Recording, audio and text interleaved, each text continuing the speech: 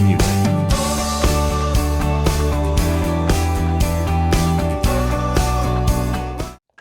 E aí, meus amigos do canal Planejamento e Gestão de Manutenção, a gente vai falar hoje sobre manutenção corretiva não programada, tá, pessoal? Que isso aí é a dor de cabeça das equipes de manutenção aí pelo mundo afora, certo? Mas o importante disso tudo é que a gente faça uma análise de falhas, que vai ser o assunto do vídeo de hoje, e que a gente possa aí ter respostas e ter maneiras de se precaver, né, e poder diminuir essas falhas aí que vem incomodando as equipes, tá, pessoal? E roubando a produtividade da empresa, que é o principal foco. Bom, pessoal, então vamos falar um pouquinho sobre esse assunto, tá? E vamos entrar aí na apresentação que eu trouxe para vocês hoje, tá ok? Bom, meus amigos, então vamos à apresentação que eu comentei aqui. A gente vai falar sobre planejamento de manutenção e análise de falhas, né? Antes de a gente falar sobre o que acontece aí com as corretivas não programadas, a gente precisa estar relembrando alguns conceitos. Então vou falar um pouquinho de falha, que a falha é o termo de avaria, né? É o termo daquilo que interrompe totalmente ali a produtividade de um equipamento, a funcionalidade do equipamento. Se a gente pegar o exemplo aqui do lado do videozinho, né, o carro do nosso colega aqui, ele teve uma falha, né? Ele teve um rompimento provavelmente do chassi e ele acabou perdendo toda a funcionalidade do equipamento dele, que é o carro, né? Se a gente for falar em defeito, ele é uma alteração parcial das condições do equipamento, tá? Então o defeito ele não interrompe a funcionalidade do equipamento, porém ele deixa ela parcialmente satisfatória, tá? A máquina ela perde produtividade ou pode ocorrer de ter um impacto parcial aí na qualidade do produto, certo?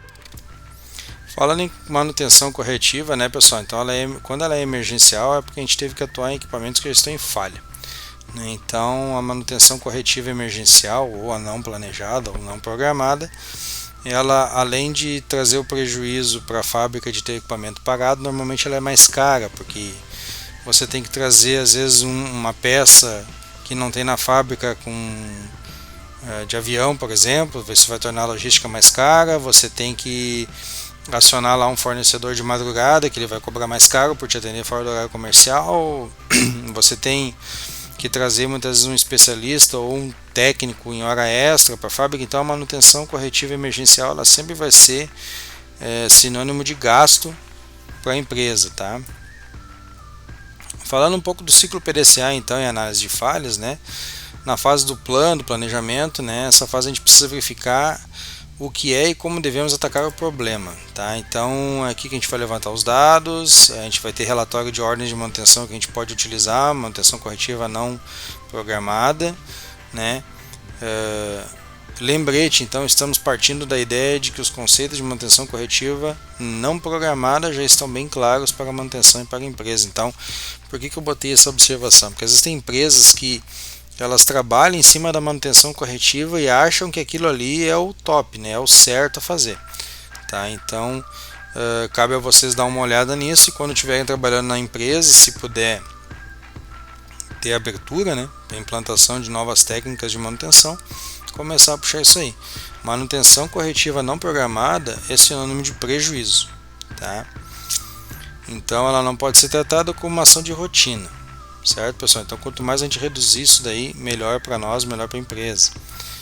Então a gente pode optar por atacar as falhas que afetam na segurança pessoal e ou patrimonial, falhas que afetam na qualidade, que afetam na produtividade e falhas recorrentes. Então são 4 maneiras diferentes que a gente pode mapear e atacar as falhas dentro da empresa, certo? Quando a gente vai trabalhar com problemas pontuais, a gente tem que extrair um relatório do sistema. A gente pode utilizar um gráfico de Pareto, isso ajuda muito, né? A regra dos 80-20. Estatificar as informações para podermos analisá-las, isso é essencial, a gente tem que poder estatificar as informações, certo? E a gente trabalha numa empresa, um exemplo. Então, pessoal, é um exemplo que eu estou dando aqui para vocês. Uma empresa de extrusão e corte de filmes plásticos, tá? Ela tem 4 linhas de produção, adotou o seguinte sistema de tag, então está aqui embaixo, tá?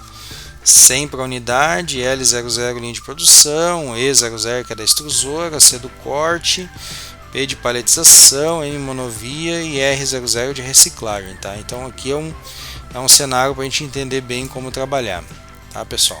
Então aqui está a extrusão, o corte, a paletizadora e a reciclagem, ok? Opa, e tem mais a monovia. Primeiro passo, o relatório. Então aqui a gente vai ter que ter um apanhado geral de todas as paradas que teve dentro dessa nossa empresa, certo? No segundo passo, a análise através de um diagrama de Pareto. Terceiro passo, traçando o plano de ação. Então a gente vai dar uma olhadinha no 80-20, ver qual a principal causa de falha nos nossos equipamentos e traçar um plano de ação.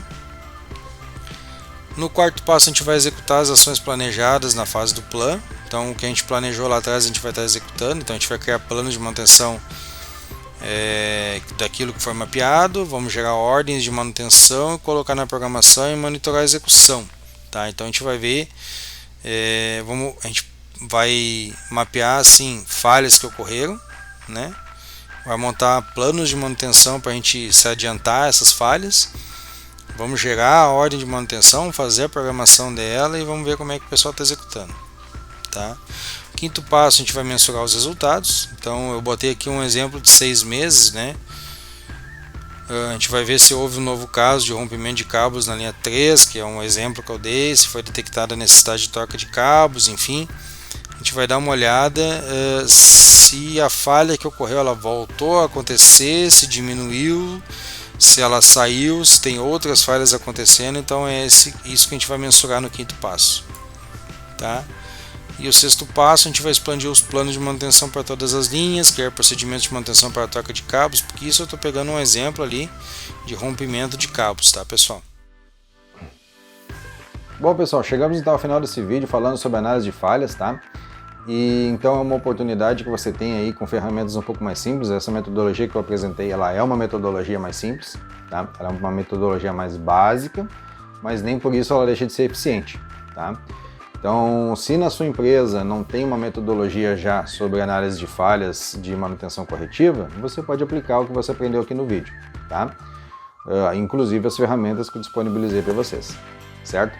Dica importante, não deixe de fazer o PDCA dentro da sua empresa, não deixe de circular essa ideologia aí de que a gente sempre tem que melhorar, né? E não esqueça que a indústria, que a empresa, ela é um organismo vivo, né? Que ela se modifica, que ela se atualiza. E o que você decidiu hoje pode já não estar servindo para amanhã. Então, essa vida de indústria, de fábrica é uma coisa dinâmica e você tem que estar sempre reestudando os casos, tá, pessoal? Então fica a dica para essa questão da análise de falha. Então não deixe de deixar um like aí no... Não deixe de deixar, né? Bom, né? Então deixa aí o seu joinha, deixa aí o seu gostei no vídeo, deixa a sua observação, que é muito importante para o canal aí, porque os comentários é o que a gente vai usar muito para poder fazer novos vídeos, tá?